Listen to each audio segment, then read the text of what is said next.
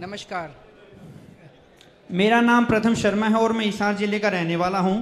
मेरे मत के अनुसार जब तक मेरे देश का युवा बेरोजगार है तब तक हम इंडिया नंबर 1 नहीं बन सकता। बिल्कुल बिल्कुल सही बोल और रहे हैं। हरियाणा प्रदेश में तो यह स्थिति और बेहतर हो गई है। हरियाणा प्रदेश में जो एम्प्लॉयमेंट रेट है वो 30% है। पूरे देश में एम्प्लॉयमेंट रेट 37% है जी 37% है। तो आज तक कोई भी सरकार इस रेट को कम नहीं कर पाई है और यह दिन ब दिन बढ़ रहा है। कैसे बढ़े, कैसे ठीक होगा? या तो सरकार कुछ ऐसे योजनाएं लाए जिससे ये रोजगार बढ़ सकें, या फिर स्टार्टअप कंपनीज आए, या बाहर की कंपनियां, कुछ मल्टीनेशनल कंपनी भारत में आए ताकि रोजगार बढ़ सके। सारे काम करने पड़ेंगे। रोजगार कैसे मिल सकता है? बिल्कुल सही कहा। जब तक हमारे हर युवा के पास अच्छा रोजगार नहीं होगा, भारत नंबर 1 देश नहीं बन सकता। केवल भाषणबाजी रहे। गलत तो नहीं कह रहा? हर युवा के पास अच्छा रोजगार होना चाहिए। रोजगार अच्छा कैसे मिलेगा? कोई बताना चाहेगा रोजगार कैसे मिलेगा? हाँ जी, कोई? Yes sir. Here sir, here ये हेलो। हाँ सर, जी, तिरंगा। हाँ जी, तिरंगा तिरंगा, हाँ जी। सर एक्चुअली मेन तो सोर्स जो होता है जॉब का या किसी भी चीज का, वो होती है शिक्षा। अगर शिक्षा अच्छी है तो ऑटोमेटिकली जॉब अच्छी मिलेगी, डिग्री अच्छी है जॉब अच्छी मिलेगी। बिल्कुल। बट सर क्या होता है कि डॉक्टर भीमराव अंबेडकर ने बोला था इक्वालिटी, बट सर अब इंडिया में इक्वालिटी नहीं रही है। अब क्या हो गया है, एससी बीसी वालों को पहले सीटें मिल जाती है, जर्नल वाले रह जाते हैं। तो क्या सर हमें बचपन से ये हमारे माँ बाप को ये बोलना चाहिए कि तुम जर्नल में पैदा हुए हो तो तुम्हें पढ़ाई हार्ड करनी है, या तुम्हें किसी और चीज में इंटरेस्ट नहीं लेना, सिर्फ तुम्हें पढ़ाई करनी है, जब भी तुम्हें कॉलेज में जाके एडमिशन मिलेगा? ऐसा जरूरी है क्या सर? भीमराव अंबेडकर जी ने इक्वालिटी इसलिए रखी थी क्योंकि उस टाइम पे एससी बीसी वालों को नीचे बिठाया जाता था, उन्हें शिक्षा देने का हक नहीं था। बट अब क्या होता है कि जर्नल वाला 80% लेके लाइन में खड़ा होता है, एससी बीसी वाले 50-50% लेके सीटें ले लेते हैं। मेरे साथ खुद ऐसा हुआ था सर। मैं गुड़गांव से हूँ, सेक्टर 9 से। हमारे यहाँ पे सेक्टर 9 पीजी कॉलेज है। मेरी 12th क्लियर हुई, मेरे घर वालों ने बोला तेरी परसेंटेज अच्छी नहीं आई। सर मेरी परसेंटेज थी 75, कॉमर्स विद इको से। मैं एडमिशन लेने गया, मैंने सर 15 दिन चक्कर काटे, मेरे कट ऑफ में नाम आता था, मेरी जगह एससीबीसी वाले 50-50, 45-45% पे सीट ले जाते थे।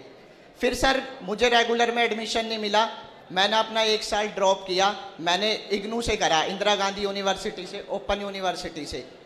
फिर सर मेरे को वहाँ एडमिशन मिला, वहाँ मेरे को साथ साथ फिर जॉब भी करनी पड़ गई। अब मेरी सर ग्रेजुएशन आधी रह गई है, और सर मैं अब इंडिया बुल्स में वर्किंग था, वो नोएडा शिफ्ट हो गई है, मेरी जॉब भी छूट गई, मेरे पास डिग्री भी नहीं है। तो क्या हम जर्नल वालों को अब क्या ऐसे पढ़ाई करनी चाहिए कि हाँ तुम जर्नल से हो तो तुम पढ़ाई करते जाओ, लास्ट में आके एससीबीसी वाले सीटें ले जाएंगे? यही क्वालिटी थी सर भीमराव अंबेडकर जी की।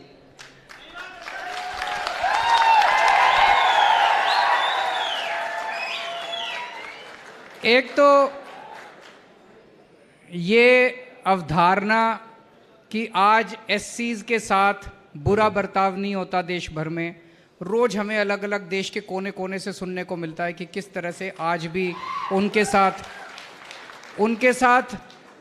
किस तरह से बहुत बुरा बर्ताव किया जाता है।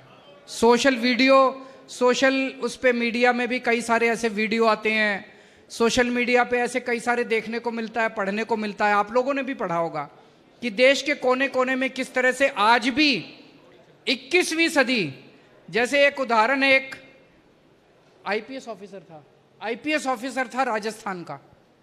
वो बता रहा था, बोला जी मैं आईपीएस में हो गया, मेरी शादी थी, शादी के वक्त उसके गांव के अंदर सारे इकट्ठे हो गए, बोले अगर तू घोड़ी पे चढ़ा तो देख लियो तेरे को घोड़ी पे नहीं चढ़ने देंगे। ये अभी कुछ 1 साल पहले की बात है। आईपीएस ऑफिसर एससी समाज का, उसकी शादी थी, आईपीएस करने के बाद उसको घोड़ी पे नहीं चढ़ने दिया। बोला जी ये तो मैं आईपीएस था तो मैं सारी पुलिस मैंने इकट्ठी कर ली, पूरी गांव को छावनी बनाना पड़ा उसको घोड़ी पे चढ़ाने के लिए। आज भी हमारे देश के अंदर स्थिति काफ़ी खराब है। तो पहली चीज़ तो मैं ये कहना चाहता हूँ कि ये जो रिजर्वेशन किया गया वो इसलिए किया गया, जो सदियों से जो एक इनइक्वालिटी चली आ रही थी वो बराबरी का हक देने के लिए, ताकि सब बराबर उस पर आ सकें। दूसरी चीज, ये जो हमारी एक मेंटालिटी बन गई है, पढ़ने के बाद नौकरी, पढ़ने के बाद नौकरी, पढ़ने के बाद नौकरी।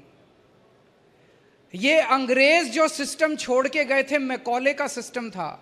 1830 1840 के अंदर मैकॉले ने अंग्रेजों ने एक ऐसा सिस्टम, पहले देश के अंदर कोई नौकरी नहीं ढूंढता था, सारे अपना अपना काम करते थे।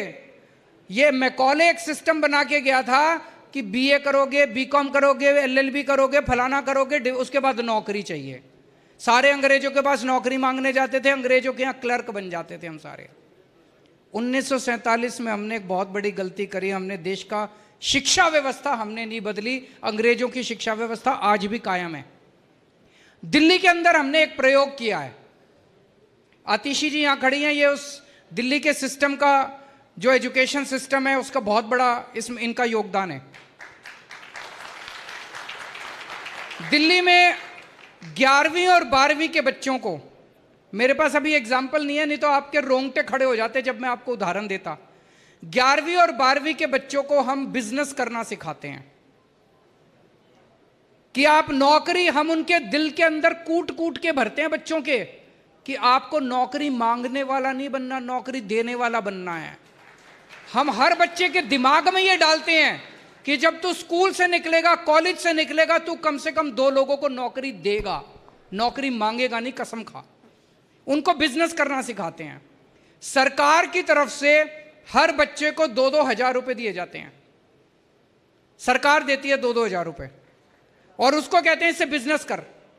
आपको लगेगा 2 हजार रुपए में क्या बिजनेस होता है, मेरे को भी शुरू में लगा, ये इन लोगों ने पूरा ये प्लान बनाया था, लेकिन अब जो नतीजे आ रहे हैं, 2 हजार रुपए इस बच्चे को मिले, 2 हजार इस बच्चे को, 2 हजार इस बच्चे को। अब ये कुछ 8 बच्चे, 10 बच्चे, 20 बच्चे इकट्ठे हो सकते हैं, तो मान लो 8 बच्चे इकट्ठे हुए और उन्होंने अपनी टीम बना ली, 16 हजार रुपए हो गए उनके। उस 16 हजार रुपए से वो 8 बच्चे इकट्ठे होकर कोई आइडिया सोचते हैं, और क्या क्या आइडिया सोचे हैं बच्चों ने। कोई डार्क चॉकलेट बना रहा है, कोई अलार्म सिस्टम बना रहा है, कोई कुछ बना रहा है, कोई कुछ बना रहा है, और फिर वो अपने व्हाट्सएप पे, फेसबुक पे डाल के बेचना शुरू करते हैं। ऐसे 52,000 टीम्स बन चुकी है दिल्ली के सरकारी स्कूलों के अंदर, 52,000। और फिर हमने उन बच्चों को बड़े बड़े इंडस्ट्रियलिस्ट से मिलवाया, इंडस्ट्रियलिस्ट के सामने इन बच्चों ने अपना अपना आइडिया पेश किया, और इंडस्ट्रियलिस्ट से उन्होंने पैसे मांगे कि इन्वेस्ट करो हमारे अंदर। सोचो, 11वीं के बच्चे, 12वीं के बच्चे बड़े बड़े करोड़पतियों के सामने प्रेजेंटेशन कर रहे हैं कि जी ये मेरा बिजनेस है, इसमें इन्वेस्ट करो। किसी टीम को 18 लाख रुपए मिल गए, किसी टीम को 20 लाख रुपए मिल गए इन्वेस्टमेंट। आज एक एक बच्चा जो 12वीं क्लास पास करके दिल्ली सरकार के स्कूल से निकल रहा है, वो ये नहीं कह रहा मेरे को नौकरी नहीं मिल रही, वो ये कह रहा मैं इतने बच्चों को नौकरी दूंगा। आज 11वीं और 12वीं के बच्चों से बात करो, वो कहता है जी मैंने 4 आदमी रख लिए अब अपने बिजनेस में, मैंने 8 आदमी रख लिए अपने बिजनेस में, नौकरी दे। एक बच्चे की कहानी बताता हूं, वो बोला जी जब मैं 10वीं में था मेरे को बड़ी टेंशन रहती थी, मैं पढ़ाई में बहुत खराब था, मेरे को लगता था मेरे को नौकरी कैसे मिलेगी, मैं बहुत टेंस रहता था, बहुत, मेरी पढ़ाई बिल्कुल अच्छी नहीं थी। कहता 12वीं के बाद मेरी टेंशन सारी खत्म हो गई, पढ़ाई में जो मर्जी नंबर आए मैं अपना धंधा कर लूंगा, बिजनेस कर लूंगा, बिजनेस करना आ गया मेरे को। अब अपने को पूरे देश के अंदर बच्चों को नौकरी मांगने वाला नहीं, नौकरी देने वाला बनाना है। एक एक बच्चा जो कॉलेज से निकले, एक एक बच्चा जो स्कूल से निकले, वो ये सोच के निकले कि मैं किस तरह से अपना बिजनेस करके 4 लोगों को नौकरी दे सकता हूं। हमारा देश यही था। 1830 1840 के अंदर इन्होंने पूरा देश कबाड़ा कर दिया अंग्रेजों ने। इस मैकॉले की एजुकेशन सिस्टम को भी बदलना है। दिल्ली के अंदर एक तरफ हमने स्कूल ठीक करे हैं, तो दूसरी तरफ हमने शिक्षा का कंटेंट भी बदलना चालू करा है, ताकि हम अच्छा इंसान बना सकें और नौकरी देने वाला बना सकें। बाबा साहब ने भी किन हालातों में पढ़ाई की थी। सोचो, एक गरीब से गरीब परिवार से निकला हुआ वो बच्चा, गरीब परिवार से, और वो कहां चला गया? अमेरिका में कोलंबिया यूनिवर्सिटी में पीएचडी करने के लिए। आज तो आपके पास इंटरनेट है, इंटरनेट पे देख लेते हो कोलंबिया यूनिवर्सिटी कहाँ है। मैं सोच रहा था उस बच्चे को बताया किसने होगा कि कोई कोलंबिया यूनिवर्सिटी भी है, और फिर आ गया लंदन से दूसरी 2-2 पीएचडी करी उसने उन दिनों के अंदर।